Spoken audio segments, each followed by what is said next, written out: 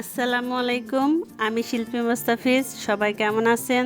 আশা করছি সবাই ভালো আছেন। আলহামদুলিল্লাহ আমরা ভালো আছি। আজকে আমি রান্না করব কচুর শাক। এটা আমরা কম বেশি সবাই রান্না করতে পারি। আমি যেভাবে রান্না করি সেইভাবে রেসিপিটা শেয়ার করব।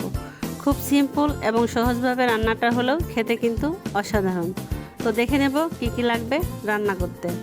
আমি এখানে প্রথমে নিয়েছি আস্ত শুকনো মরিচ 5টি, গোটা তেজপাতা 3টি, এখানে রসুন কুচি, পেঁয়াজ কুচি, আর আছে আস্ত জিরা ও কালো জিরা, আর এখানে আছে কাঁচামরিচ ফালি করা, রসুন আর পেঁয়াজ কুচি। এটা দিয়ে আমি প্রথমে শাকটাকে সিদ্ধ করব। এই যে আমার কচুর শাক, তো কচুর শাকটাকে আমি প্রথমে কেটে ধুয়ে পানি ঝরিয়ে পাতিলে দিয়েছি।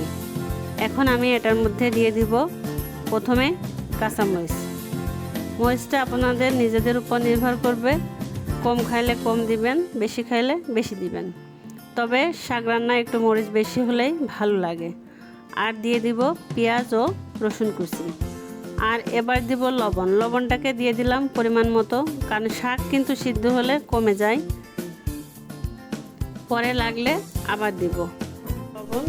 লবণটাকে দিয়ে দিলাম পরিমাণ মতো, কারণ শাক কিন্তু সিদ্ধ হলে কমে যায়। এখন দেখা যাচ্ছে অনেক, কিন্তু সিদ্ধ হওয়ার পরে কম হয়ে যায়। তো পরিমাণ মতো দিয়ে দিলাম, লাগলে পরে আবার দিব। এবার আমি চুলার জালটাকে ধরিয়ে শাকটাকে সিদ্ধ করে নেব, তারপর ফিরে আসছি।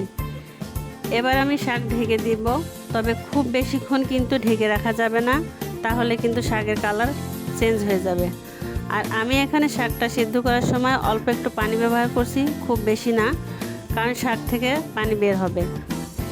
এখন শাকের মাঝে দিয়ে দিব গোটা তেজপাতা। আমার শাক কিন্তু সিদ্ধ হয়ে গেছে। এবার একটু গোল চামচ দিয়ে শাকটাকে একদম মিহি করে ঘুটে নেব।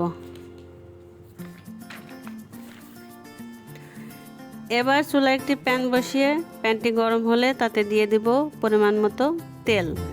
শাক রান্নায় তেলের পরিমাণ একটু বেশি লাগে, তাতে টেস্টটা ভালো আসে। তেলটা গরম হলে দিয়ে দিব শুকনো মরিচ। শুকনো মরিচটাকে আমি মাঝখান থেকে একটু চিড়ে দিয়েছি। মরিচটা একটু নেড়ে দিব, 2-1 মিনিট মতো ভেজে নিব। মরিচের কালারটা একটু চেঞ্জ হলে দিয়ে দিব কালো জিরা আর আস্ত জিরা। এটা ফোটার সাথে সাথে দিয়ে দিব রসুন কুচি। একটু নাড়ার পর দিয়ে দিব পেঁয়াজ কুচি। শাক রান্নায় একটু পেঁয়াজ রসুন বেশি দিলে টেস্ট ভালো হয়, এটা আমরা কম বেশি সবাই জানি। তবে অনেকেই ইলিশ মাছের মাথা দিয়ে বা বিভিন্নভাবে রান্না করে, কিন্তু আমরা ইলিশ মাছের মাথা দিয়ে রান্না করি না, কারণ বাচ্চারা খেতে পারে না। এটা কিন্তু নাড়ার উপর থাকতে হবে, নাড়া কিন্তু বন্ধ করা যাবে না, তাহলে কিন্তু পুড়ে যাবে। আমরা এখন এটার কালার চেঞ্জ হওয়া পর্যন্ত অপেক্ষা করছি। এই যে এইরকম লাল হয়ে আসলে শাকটা দিয়ে দেব। শাকটা দিয়ে ভালোভাবে নেড়ে নিতে হবে। দেখেন শাকের কালারটা কিন্তু একদম সবুজ আছে। এভাবে কিন্তু অনেকক্ষণ নাড়তে হবে, সাথে সাথে নামিয়ে নেওয়া যাবে না। যখন শাক দিলাম তখন কিন্তু মনে হচ্ছিল অনেক তেল, এখন দেখেন মনে হচ্ছে না, প্রচুর তেল আছে। এজন্য আমি শুরুতে বলেছিলাম শাক রান্না করতে তেলের পরিমাণ একটু বেশি দিতে হয়, আর বেশি ঢাকা যাবে না, ঢাকলে শাকের কালার নষ্ট হয়ে যায়। আমার শাকটা দেখেন কি সুন্দর সবুজ। আমার শাক কিন্তু রেডি, এখন নামিয়ে নেব। ব্যাস, এভাবেই তৈরি হয়ে গেল কচুর শাকের ঘন্ট। ভিডিওটি ভালো লাগলে লাইক, কমেন্ট, শেয়ার ও আমার চ্যানেলটিকে সাবস্ক্রাইব করতে ভুলবেন না। ভিডিওটি দেখার জন্য অসংখ্য ধন্যবাদ।